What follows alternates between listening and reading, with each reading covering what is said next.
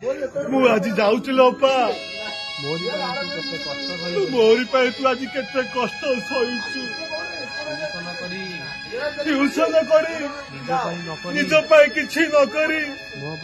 ମୋ ପାଇଁ ଦିନ ରାତି ତୁ ଏ କରିଦେଇଛୁ ଅପା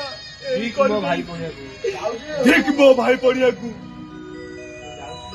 ମୁଁ ଯାଉଛି ଲୋ ଅପା ମୋ ଭାଗ୍ୟ ନେଇ ମୁଁ ଯାଉଛି ଅପା ଅପା ମତେ ନା ଭୋକ ଲାଗୁଛି ଲୋ ଅପା ତୁ ମତେ କଲା ଗୋଟେ ମୁଠାଏ ଖାଇବାକୁ ଦବୁନି ଅପା ମୁଁ ଜାଣିଛି ଲୋ ଅପା ଘରେ ଆଜି କିଛି ରୋଷେଇ ହେଇନଥିବ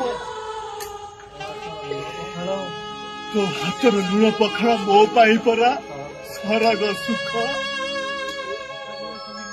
ତୁ କଣ ମତେ